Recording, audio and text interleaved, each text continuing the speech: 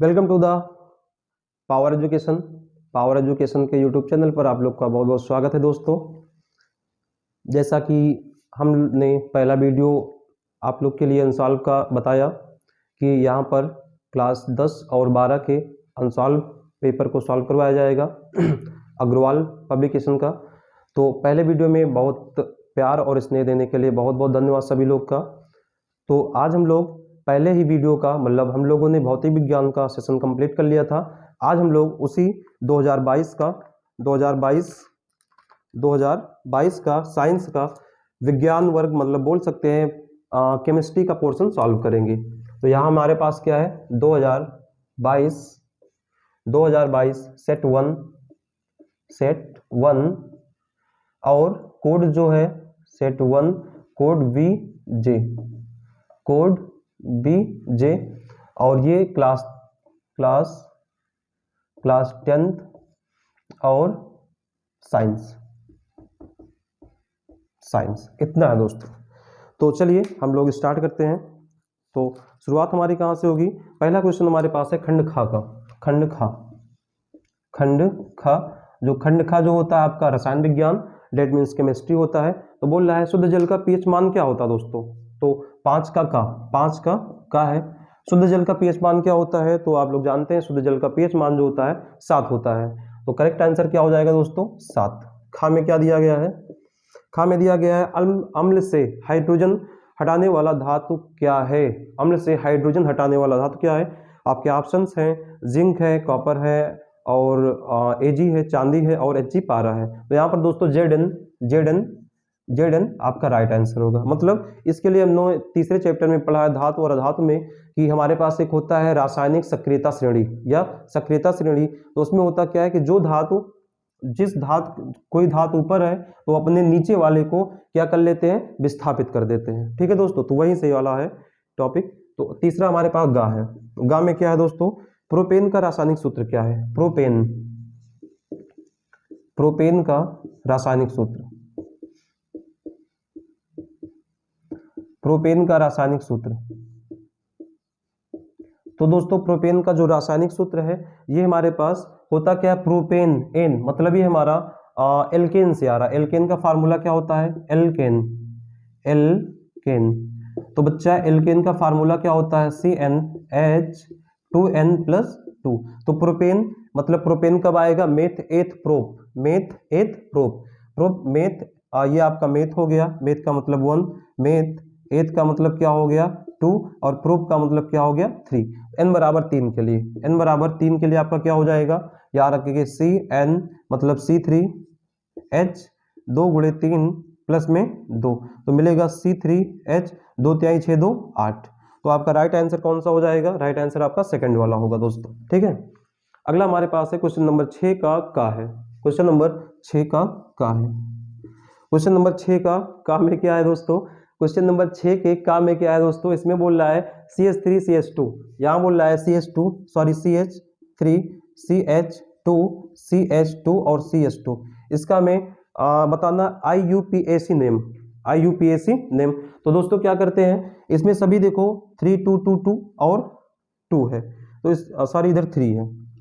इसका मतलब क्या दोस्तों, ये हमारा एल्केन है और एल्केन में हम लोग क्या करते हैं, कार्बन नंबर प्लस एन लगा देते हैं। हम लोग क्या करेंगे, कार्बन नंबर मतलब सी नंबर प्लस में एन लगा देंगे एन।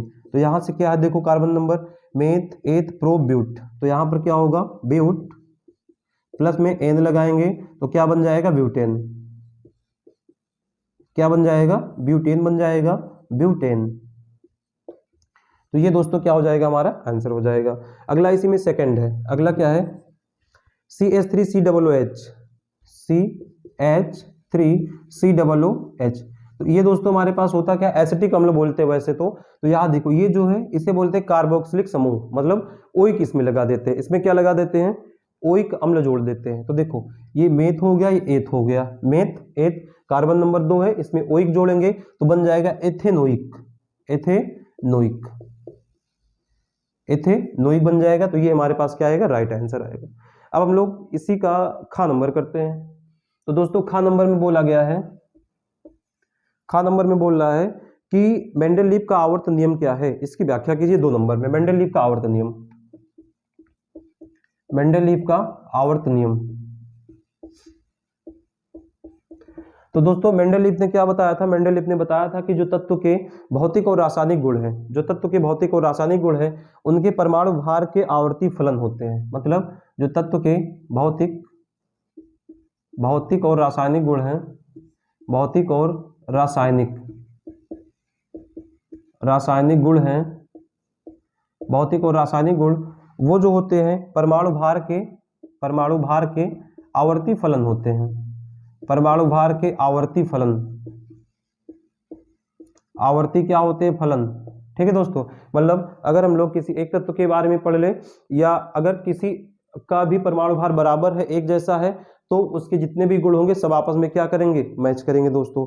अगला क्वेश्चन क्या हमारे पास, अगला क्वेश्चन बोल रहा है गा नंबर है। तो अगले क्वेश्चन की ओर हम लोग बढ़ते हैं। तो दोस्तों इसको आप लोग बढ़िया से कॉपी में लेकर नोट्स बनाते चलेंगे, हमें तो जल्दी जल्दी पढ़ाना है क्योंकि टाइम भी बचाना रहता है। तो आप लोग बढ़िया से कॉपी बना के क्वेश्चन बाय क्वेश्चन नोट कर लेंगे अपने हिसाब से। क्वेश्चन नंबर गा है, गा में बोल रहा है कि अभिक्रिया को पूरा कीजिए। तो हमारे पास है CH3 COOH है, प्लस में C2H5OH। अब यहाँ से हमें उत्प्रेरक के रूप में दिया जा रहा है H2SO4 और हमें यहाँ से क्या प्राप्त होगा, दूसरी अभिक्रिया हमारे पास है इसी में, ये पहली दूसरी C2H5 Br प्लस में KOH का क्या है, जलीय। तो यहाँ से हमें क्या प्राप्त होगा, इसको लिखना है। तो दोस्तों जिस प्रकार हम लोग इसको करेंगे, अम्ल और क्षार की अभिक्रिया जब हम लोग कराते हैं, अम्ल एसिड हो गया या ऐसे लिख दें अम्ल और क्षार की अभिक्रिया करवाते हैं, तो दोस्तों हमें अभिक्रिया के फलस्वरूप क्या प्राप्त होता है, अम्ल और क्षार की अभिक्रिया हम करवाते हैं तो अभिक्रिया के फलस्वरूप दोस्तों हमें प्राप्त होता है कि यहाँ से हमें लवण और जल प्राप्त होता है, लवण और जल प्राप्त होता है। ठीक उसी प्रकार से अगर हम लोग ये एसिटिक अम्ल है और ये एल्कोहल है, एथिल एल्कोहल, तो जब हम लोग अम्ल और एल्कोहल की अभिक्रिया करवाते हैं तो हमें प्राप्त होता है एस्टर और जल। क्या प्राप्त होता है, एस्टर और जल। तो दोस्तों यहां से हम लोग, अच्छा इसी अभिक्रिया को हम लोग बोलते हैं एस्टरीकरण, इसी अभिक्रिया को क्या बोलते हैं, एस्टरीकरण। अब यहाँ से जो ये वियोजित होता है ये मारा जाता है CH3COO में, मतलब ये हमारा CH3COO माइनस में और H प्लस में टूटता है, और इधर से ये वाला किस में जुड़ेगा, प्लस में, और OH हमेशा क्या रहता है, माइनस में रहता है। तो दोस्तों यहाँ से क्या करेंगे कि जो CH3COO है माइनस वाला, ये इसके प्लस वाले से जुड़ जाएगा क्योंकि प्लस और माइनस का ही अट्रैक्शन होता है। तो दोस्तों यहाँ से हमें क्या मिलेगा, CH3COO, अब ये वाला जुड़ेगा C2H5। दोस्तों बचा क्या है, यहाँ OH बचा, यहाँ H बचा है, H2O। तो दोस्तों ये क्या हो जाएगा, जल। मतलब इसे हम लोग क्या बोलेंगे, एस्टर। बोलते तो है एथिल एसीटेट, लेकिन इसका नाम ऐसे क्या, एस्टर, एथिल एसीटेट, और क्या बोलेंगे, एस्टर। और इधर जो है ये हमारे पास, ये तो आप जानते हैं एसिटिक अम्ल है, एथिल एल्कोहल है दोस्तों। अब यहाँ क्या है, C2H5Br प्लस KOH का अगर हम लोग अभिक्रिया करवाएंगे तो यहाँ से हमें क्या प्राप्त होता है, तो यहाँ से हमें एथिल एल्कोहल प्राप्त होता है। दोस्तों ये वाला आपका प्लस में टूटता है, ये वाला माइनस में। ठीक है, आपका K हमेशा किस में रहेगा, प्लस में रहेगा, OH किस में रहेगा, माइनस में रहेगा, और यहाँ से ये वाला आपका प्लस में, ये वाला माइनस में। तो जो प्लस वाला है माइनस के साथ जाएगा, मतलब ये बनाएगा C2H5OH। प्लस में क्या आएगा, ये हमारे पास क्या आएगा, KBr, क्या आएगा, KBr दोस्तों। तो यहाँ से हमें क्या मिल गया, जब हमने एथिल ब्रोमाइड की अभिक्रिया पोटेशियम हाइड्रोक्साइड के साथ करवाया तो हमें एथिल एल्कोहल और पोटेशियम ब्रोमाइड प्राप्त हुए। ये क्या है, एथिल एल्कोहल,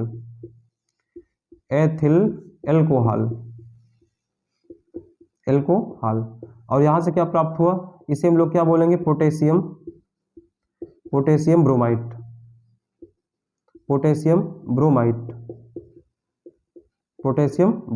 ठीक है दोस्तों, अगला क्वेश्चन क्या है, 7 नंबर है।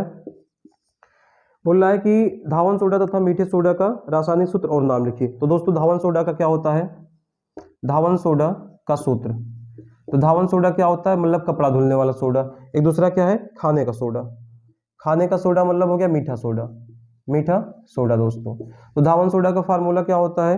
धावन सोडा होता है Na2CO3 10H2O, Na2CO3 10H2O। ये जो 10H2O होता है इसे हम लोग बोलते हैं क्रिस्टलन जल। क्या बोलेंगे? क्रिस्टलन जल। अब इसके बाद बच्चा इसका रासायनिक नाम क्या है? रासायनिक नाम इसका दोस्तों क्या है? इसका रासायनिक नाम होता है sodium carbonate decahydrate. Sodium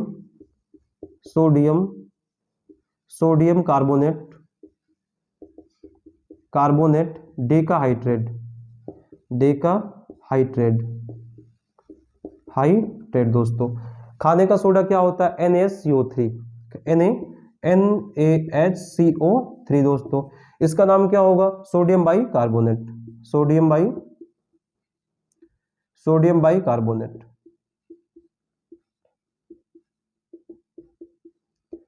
bicarbonate दोस्तों। ठीक है, अगला क्वेश्चन की ओर हम लोग बढ़ते हैं। तो द्विविस्थापन अपक्रिया को उदाहरण देकर स्पष्ट कीजिए। तो चलिए, तो हम लोग अगला क्वेश्चन क्या करते हैं? द्विविस्थापन अपक्रिया। तो दोस्तों द्विविस्थापन अपक्रिया क्या होती है? द्विविस्थापन अपक्रिया क्या होती है कि जब कोई ऐसी अपक्रिया हो जिसमें दो या दो से अधिक परमाणु अपना स्थान अदला बदली कर ले। अपना स्थान क्या कर ले? अदला बदली कर ले, तो उसे हम लोग बोलते हैं द्विविस्थापन अपक्रिया। आप ऐसे लिख देंगे कि ऐसी अपक्रिया जिसमें दो या दो से अधिक परमाणु अपने स्थान को अदला बदली कर ले, अपने स्थान को परिवर्तित कर ले, इस प्रकार की अपक्रिया जो होती है द्विविस्थापन अपक्रिया कहलाती है। फॉर एग्जाम्पल यहां से हमारे पास जैसे है AB प्लस CD, तो यहां से क्या हो जाएगा? ये वाला जो B है यहां चला आए, C यहां चला आए, मतलब स्थान के दोनों की क्या होगी? द्विविस्थापन, दो बार अदला बदली होगी। ये वाला यहां, ये वाला यहां जाए, मतलब हमें क्या मिलेगा? AC प्लस में BD। ठीक दोस्तों, तो एग्जाम में अगर आए तो आपको ये नहीं लिखना है। अगर एग्जाम में आता है आपको ये नहीं लिखना है। ये तो हमने एग्जाम्पल बताया आपको। कोई भौतिक तत्व कोई आपको यौगिक लेना है, उसके बाद लिखना है। ठीक है, आ जाओ हम बता रहे हैं क्या लिखना है। तो इसके लिए बेटा हमारे पास अपक्रिया क्या है? AgNO3 क्या होता है? AgNO3 होता है सिल्वर नाइट्रेट। इसकी क्रिया हम करवाते हैं NaCl के साथ। मतलब क्या हो गया? ये AgNO3 का मतलब हो गया सिल्वर नाइट्रेट।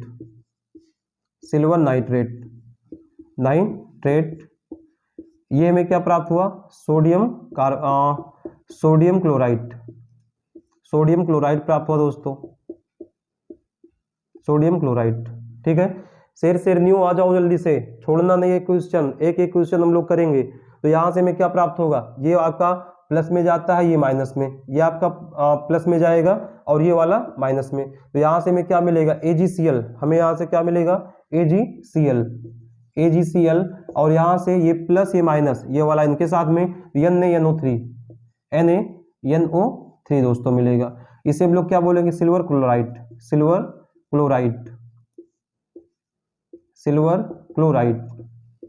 इसे दोस्तों क्या बोलेंगे? सोडियम नाइट्रेट दोस्तों। ठीक है, तो इस प्रकार से हमारा एग्जाम्पल होगा। अगला क्वेश्चन हमारे पास क्या है? संक्षारण क्या होता है दोस्तों? तो क्वेश्चन नंबर 8 का है संक्षारण। तो संक्षारण दोस्तों ये आपका नॉर्मल सा होता है कि जब कोई वस्तु होती है वो नमी अथवा आर्द्रता के संपर्क में आती है तो संक्षारित होना स्टार्ट हो जाता है, मतलब संक्षारित होना शुरू हो जाती है। जिस घटना को बोलता जाता है, जिस घटना को संक्षारण बोलते हैं। अब संक्षारित का मतलब क्या होता है? जैसे अभी लोहा है, लोहा भी आपके पास कहीं है, उसको आप पानी में रख दो बरसात में, या कहीं ऐसे बाहर रख दो कुछ दिन के लिए, तो क्या होता है कि उसमें पत्ती छोटी छोटी टूटकर गिरने लगती है। इसी को बोलते हैं संक्षारित होना। अब इसके उपयोग क्या क्या है? उपयोग बोल सकते हैं या इसके बचाव। तो बचाव क्या होते हैं? तो बचाव के लिए बच्चा हम लोग क्या कर ले? जैसे भी लोहे की चीज है उस पर हम लोग किसी का क्या कर दे? यश दलेपन। तो दोस्तों यश दलेपन का मतलब क्या होता है? यश दलेपन का मतलब होता है लोहे का लेप लगा दिया जाए। जैसे हमारे पास होता क्या है? जैसे हमारे पास होता है कि जैसे हमारे पास ये लोहे की चादर वगैरह आती है। लोहे की चादर में क्या होता है कि जो पतली सी आती है ना, टिन वाली बोलते हैं, उसमें एल्युमिनियम का लेप कर देते हैं और इसी घटना को बोला जाता है यश दलेपन। ठीक, जैसे हम लोग कहीं कहीं ग्रीस लगाते हैं, मोबिल ऑयल लगाते हैं, तो ये सब क्या है? संक्षारण के बचाव है। अगला क्वेश्चन हमारे पास क्या है कि साबुनीकरण पर संक्षिप्त टिप्पणी दीजिए। तो दोस्तों 2 नंबर का है साबुनीकरण, तो साबुनीकरण हम लोग लिख देंगे। साबुनीकरण क्या होता है? साबुनीकरण, साबुनीकरण। तो दोस्तों साबुनीकरण क्या होता है कि जब हमारे पास कोई उच्च अणुभार वाले मोनोकार्बोक्सिलिक अम्लों के सोडियम तथा पोटेशियम लवण साबुन बनाते हैं तो यह घटना साबुनीकरण कहलाती है। तो यहां से हम क्या लिख देंगे? जब उच्च अणुभार वाले मोनोकार्बोक्सिलिक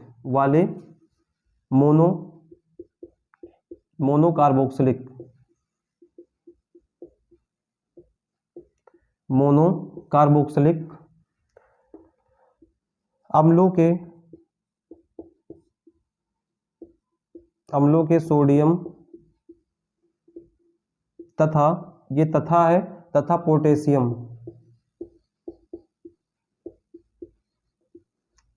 लवण साबुन बनाते हैं। ठीक है दोस्तों, तो 2 नंबर में बहुत नहीं लिखना आपको। उच्च अणुभार वाले मोनोकार्बोक्सिलिक अम्लों के सोडियम तथा पोटेशियम लवण साबुन बनाते हैं। तो इसकी एक अभिक्रिया होती है, अभिक्रिया आप थोड़ा याद कर लेंगे, थोड़ा सा कठिन सा है, हालांकि इसमें कुछ है नहीं, या अभिक्रिया जो है आपको हम लिखवा देते हैं, अभिक्रिया आपको बता देते हैं, समझा देते क्या है। तो देखो अभिक्रिया में हमारे पास क्या है? अभिक्रिया में हमारे पास है CHO C17H35। इसकी अभिक्रिया होगी CH2O CO C17H35। इसके बाद ऊपर भी आएगा CH2O CO C17H35। अब इसकी अभिक्रिया दोस्तों हम लोग किससे करवा देते हैं? इसकी अभिक्रिया हम करवाते हैं सोडियम हाइड्रोक्साइड के साथ, NaOH। अब दोस्तों इधर अगर 3 है, इसे हम लोग क्या बोलते हैं? इसे हम लोग बोलते हैं वसा। ये हमारे पास क्या होती है? वसा होती है। अब इधर 3 है तो हम लोग इसमें क्या करवा दें? 3 से गुणा करवा दें। अब इसकी अभिक्रिया अगर हम लोग करवाएंगे तो क्या मिलेगा? CH और उसके साथ में क्या आएगा? OH। यहां से हमें क्या मिलेगा? CHOH। ऊपर क्या मिलेगा? ऊपर हमें मिल जाएगा CH2OH, तो यहां से मिलेगा CH2OH और इधर भी मिल जाएगा CH2OH। अब आगे हमें क्या मिलेगा? अब देखो इधर हमें क्या बचा? Na बचा है और यहाँ पर C17H35 और CO बचा है। तो इसको हम लोग क्या लिख देते हैं? इसको लिख देते हैं C17H35।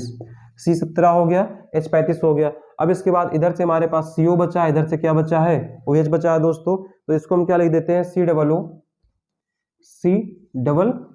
और उसके बाद क्या लिख देंगे? Na। और उसके बाद यहाँ 3 है Na, तो यहाँ 3 से क्या करवा देंगे? गुणा करवा देंगे। तो इतना आप लिख देंगे, आपको 2 नंबर बढ़िया से मिल जाएगा। अगला हमारे पास क्या? आवर्त सारणी में आवर्त तथा समूह को परिभाषित कीजिए। आवर्त सारणी में आवर्त तथा समूह को परिभाषित कीजिए दोस्तों। तो आवर्त सारणी में ये हमारा 8 का क्वेश्चन नंबर गा है। तो आवर्त और समूह।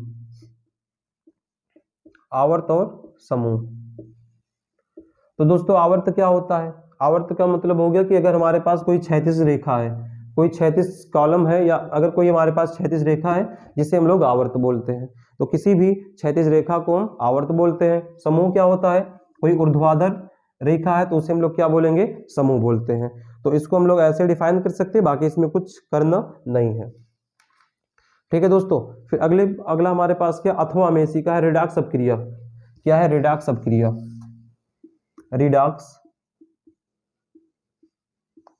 अपक्रिया।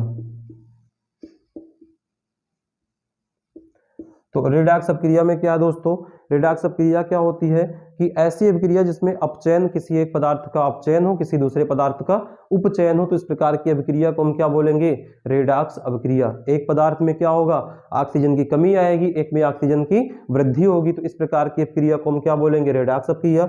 अगर एग्जाम्पल की बात करें तो हमारे पास ZNO है, ZNO प्लस में C और यहां से हमें मिलेगा Zn प्लस में CO।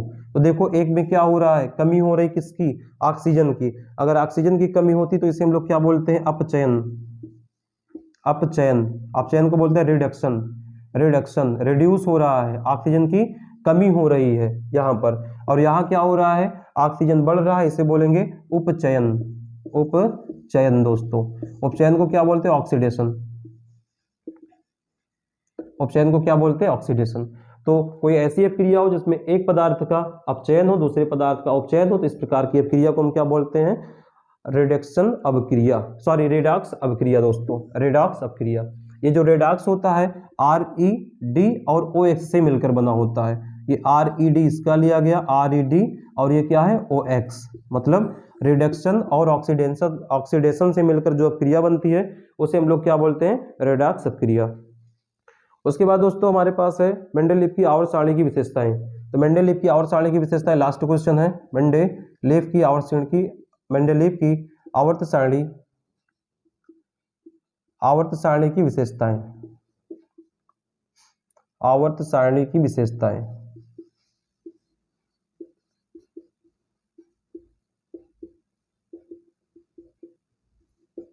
तो quality of the, quality of periodic table of Mendeleev, ठीक है।